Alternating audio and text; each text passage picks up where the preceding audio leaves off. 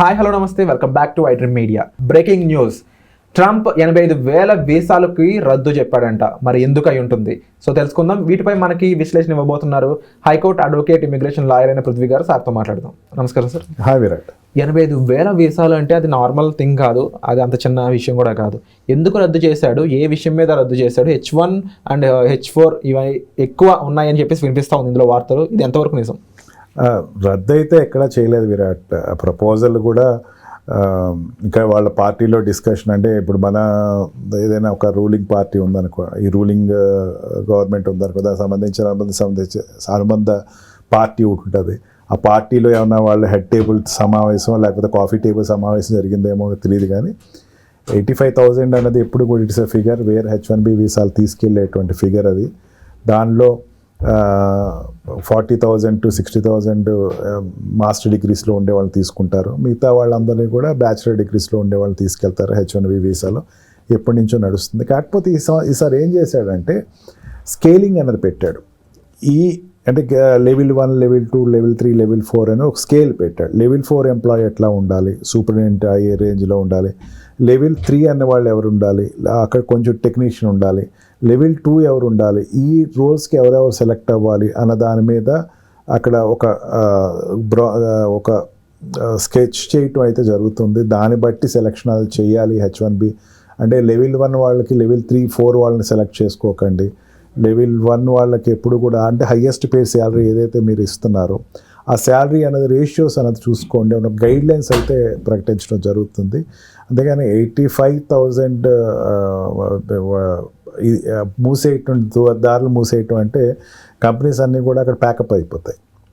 ఇక్కడ నుంచి రావట్లేదు అంటే ప్యాకప్ అయిపోతాయి. ఈవెన్ రిస్ట్రిక్షన్స్ మీద ఇప్పుడు ఫైట్ జరుగుతుంది. అక్కడ $1 lakh అనేసరికి దాని మీదే గట్టి ఫైట్ జరుగుతుంది. ఈ తరుణంలో వీళ్ళు వచ్చే వాళ్ళు రావద్దు అని చెప్పేటువంటి ఇదైతే ఒక వేగ్ ఇన్ఫర్మేషన్ అయితే లేదు. యాజ్ ఆఫ్ నౌ చూసుకున్నా సరే 85,000 H1B వీసాల్లో బాగా అర్థం చేసుకోవాల్సింది ఏంటంటే H1B వీసాకి అప్లై చేసేది అవుట్ ఆఫ్ కంట్రీ నుంచి వెళ్ళే వాళ్ళు తక్కువ మందే ఉంటారు.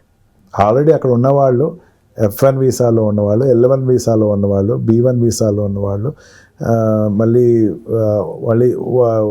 డిపెండెంట్ వాళ్ళకి సంబంధించిన స్పౌసెస్ ఎవరైతే వాళ్ళు ఎక్కువ H1B వీసా అప్లై చేస్తారు. షిఫ్ట్ అవుతూ ఉంటారు. వాళ్ళకి అక్కడి నుంచి ఇక్కడ నుంచి B1 నుంచి మళ్ళీ H1B వీసా షిఫ్ట్ అయ్యేవాళ్ళు, అండ్ L1 నుంచి షిఫ్ట్ అయ్యేవాళ్ళు, F1 నుంచి షిఫ్ట్ అయ్యేవాళ్ళు, వాళ్ళు ఎక్కువ మంది ఉంటారు.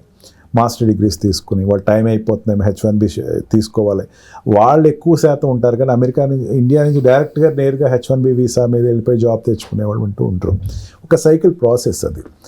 ఒక L1 వీసా మీద వెళ్తాడు, అక్కడ తర్వాత H1B వీసా షిఫ్ట్ అవుతాడు. లేదా ఇక్కడ నుంచే కంపెనీ ప్రొవైడ్ చేసేస్తే అక్కడ H1B వీసా ఈ కంపెనీ రెస్పాన్సిబిలిటీ తీసుకుంటుంది. కాగ్నిజెంట్ కానీ లేకపోతే గూగుల్ కానీ ఏదైనా రెప్యుటేటెడ్ కంపెనీ అవే ప్రొవైడ్ చేసుకుంటాయి. ఆ రకంగానే వెళ్తారు. అంటే ఈ 85,000 అన్నది అందరికీ, ఈ 85,000 అయినా సరే దీంట్లో మనకు ఒక 30,000 మనం తెచ్చుకుంటున్నాం, 30,000 ఇండియన్స్ ఆగిపోతున్నారు అన్నది చెప్పడం అయితే తప్పు. ఆల్రెడీ సెటిల్డ్ ఫిగర్స్ అవన్నీ కూడా షిఫ్ట్ అయ్యి ఒక్కొక్క సెక్టర్ నుంచి ఇంకో సెక్టర్కి వెళ్ళి ఇప్పుడు చాలామందికి ఒక డిసప్పాయింట్మెంట్ ఉంటుంది. మనం అనుకున్నట్టు షెల్ కంపెనీస్ ఉన్నాయి, షెల్ కంపెనీస్ క్లోజ్ చేశారు. క్లోజ్ చేసిన తర్వాత దాంట్లో ఎంప్లాయీస్ అందరూ బయటకు వచ్చేస్తారు. వాడు ఏమవుతాడంటే ఇప్పుడు వాడికి ఉద్యోగం లేదు. ఉద్యోగం లేదనేసరికి వాడు వెంటనే H1B వీసా అప్లై చేసేద్దాం అనుకుంటాడు. H1B వీసా కానీ ఇంకా చాలా వీసాలు ఉన్నాయి. B1 వీసాకి అప్లై చేసుకోవచ్చు. తర్వాత మళ్ళీ F1 వీసాకి అక్కడ టెక్నికల్స్ కోర్సెస్ చేయొచ్చు. తర్వాత దాంట్లోకి వెళ్ళచ్చు. వాడు 60 days టైం ఇస్తారు. ఎక్స్టెండ్ చేసుకుంటానంటే H1B వచ్చే వరకు వాడిని ఉంచుతారు అక్కడ అనే వెంటనే పంపించారు. ఆ రకంగా వెయిట్ చేసి స్లాట్ చేసుకునే వాళ్ళు ఉంటారు. ఈవెన్ ఇంటర్వ్యూస్ అయితే మెయిన్ ఏంటంటే ఈ మధ్యన ఇంతకుముందు కూడా మన వీడియోస్లో మాట్లాడుకున్నాం, వీటి వచ్చేటువంటి సోషల్ మీడియా వెరిఫికేషన్ బాగా గట్టిగా జరుగుతుందని. ఆ సోషల్ మీడియా వెరిఫికేషన్ అనేది జరుగుతున్నప్పుడు దానిని చూసి భయపడిపోయి అవన్నీ క్లోజ్ అయిపోతాయేమో అని చెప్పేసి అనుకుంటున్నారు, కానీ అటువంటిది ఏమీ లేదు. అండ్ అటువంటి పరిస్థితి ఇప్పటికి రాదు కూడా. అండ్ వాళ్ళు కూడా ఒక స్టేట్మెంట్ రిలీజ్ చేశారు, మేము ఎవరైతే best of the best technicality ఉంటారో వాళ్ళని మేము ఎప్పుడూ వెల్కమ్ చెప్తాము. అండ్ ఎవరైతే లో నీచ్ ఉన్నారో ఆ జాబ్లని అమెరికన్స్ కన్నా వదలాల్సిన అవసరం ఉంది. ఇప్పుడు అది కూడా ఇండియన్స్కి ఇచ్చేంత సిచ్యువేషన్ అయితే లేదు, ఇండియన్స్ అనే అదర్ కంట్రీ. సో ఆ రకంగా చూసినప్పుడు మన వాళ్ళు స్కిల్ డెవలప్మెంట్ ఏం చేయాలి? మన వాళ్ళు బెస్ట్ ఆఫ్ ద బెస్ట్ ఎప్పుడు ఇండియానే ఉంటాడు విరాట్. మనం వేరేగా సపరేట్గా చెప్పక్కర్లేదు. హైయెస్ట్ పెయిడ్ శాలరీస్కి వెళ్ళేవాళ్ళు ఇండియన్సే. అందుకని నాదెండ్లు కావచ్చు, ఎవరు వెళ్ళినా సరే వీళ్ళందరూ ఎందుకు వెళ్తున్నారు అక్కడికి? బికాజ్ దే ఆర్ సత్యం వెళ్ళాడు అంటే బెస్ట్లోనే వెళ్ళినాడు. వీళ్ళందరూ కూడా అక్కడికి వెళ్ళి సపరేట్గా వీళ్ళేమి ప్రూవ్ చేసుకోవాలి. మనం వెళ్ళేది ఆప్షన్సే బెస్ట్ వాళ్ళు వెళ్తారు. సత్యనాదెల్ల, సుందర్ పిచ్చయ్య వీళ్ళందరూ కూడా బెస్ట్ జోన్స్ నుంచి వెళ్ళిన వాళ్ళే. They are skilled people from India.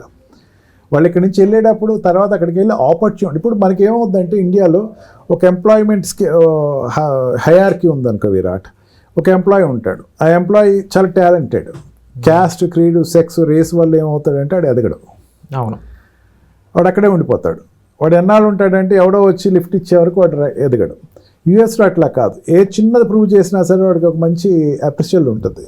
ఈ అప్రైజల్స్ బట్టి వాడి ప్రమోషన్ ఉంటుంది. ఈ రకంగానే సుందర్ అండ్ పిచ్చయ్య కానీ, సుందర్ పిచ్చయ్య కానీ, సత్యనారాయణ కానీ వీళ్ళందరూ వెళ్ళిన వాళ్ళే.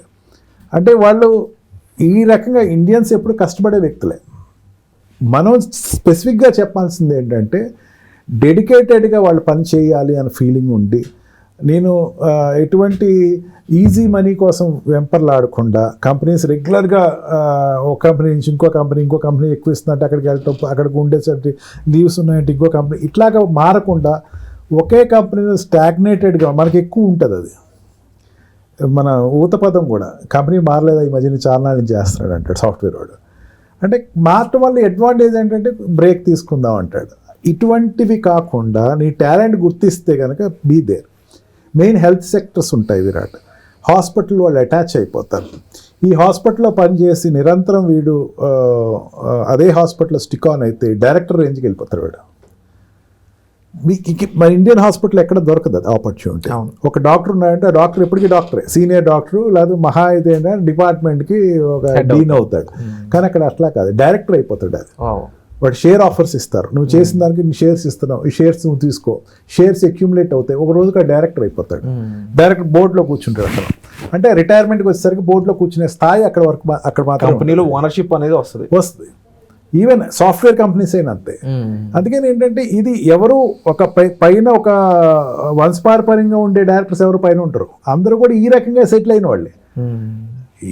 అక్కడ ఉన్న ఆల్రెడీ డైరెక్టర్ ఒకప్పుడు సీనియర్గా ఉండి ప్రూవ్ చేసుకున్న వ్యక్తి. బాగా పని చేయండి, ఎదగండి, బాగా పని చేయండి, మీకు డైరెక్టర్ స్థాయికి వెళ్ళొచ్చు, కంపెనీ ఓనర్ స్థాయికి వెళ్ళొచ్చు.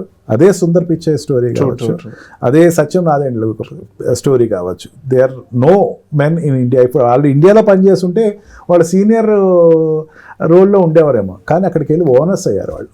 మీరు చెప్పినట్టు నిజంగా ఓన్లీ థింగ్ మన ఇండియన్ స్టూడెంట్స్ అయి ఉండొచ్చు, H1 వెళ్ళే ఎంప్లాయీస్ అయి ఉండొచ్చు, అక్కడ అన్నెసరీ థింగ్స్, అన్నెసరీ వర్క్స్ ఇవన్నీ పక్కన పెట్టి మనం వెళ్ళిన పర్పస్ ఫుల్ఫిల్ చేసుకునే విధంగా డిగ్నిటీతో ఇన్వాల్వ్మెంట్ ఉంటూ మనం చెప్పిన పని యాజ్ ఇట్ ఈస్గా బెస్ట్ అవుట్పుట్ ఇస్తే డెఫినెట్లీ మీరు కూడా అంత బెస్ట్ పర్సన్. ఒక సుందర్ అంటే కరెక్షన్ తీసుకుంటుంది ఇక్కడ, ఒక సుందర్ పిచ్చయ్య కానీ, సత్యనాదెల్ల కానీ అలాంటి వాళ్ళ పొజిషన్ మీరు కూడా రీచ్ అవ్వచ్చు.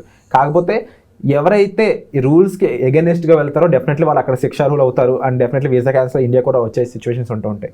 సో ప్రతి ఒక్కరు కూడా ఈ రూల్స్కి సంబంధించి కొంచెం జాగ్రత్తగా ఉండండి. అండ్ ఇక H1, H4 వీసాల రద్దు అనేది ప్రస్తుతానికైతే వాస్తవం కాదు. ఈ విషయంపై మనకు క్లారిటీ ఇచ్చారు పృథ్వీ గారు. Thank you so much sir. So ఒక ప్రొఫెషనల్ హెల్ప్ కోసం, వీసాకి సంబంధించిన ఒక యాక్చువల్ అక్యురేట్ ఇన్ఫర్మేషన్ కోసం మాత్రం డెఫినెట్లీ మీరు సార్ని సంప్రదించవచ్చు. ఇక వచ్చే ఎపిసోడ్లో మళ్ళీ కలుద్దాం guys. Thank you so much. And for more videos, please subscribe to iDream. Please subscribe to iDream. Please subscribe iDream. And please subscribe to iDream. For more videos, subscribe to iDream. please like, share and subscribe to the channel. Congratulations, iDream. Subscribe to iDream. Subscribe to iDream. So subscribe to iDream Media. iDream ki iDream team andarki huge congratulations. Please subscribe iDream Media. Please subscribe to iDream. Subscribe iDream. Please subscribe to iDream. iDream అంటే నా కళల channel subscribe చేసుకున్న నోరు తిరుగుతలేదు, మీరైతే గంట గుర్తు కొట్టండి. For more such videos, please subscribe to iDream. Subscribe to iDream. Please subscribe to iDream. Please subscribe iDream Media. Please do subscribe to iDream. Please subscribe to iDream Media. For best entertainment and information, please subscribe iDream. And don't forget to subscribe to iDream.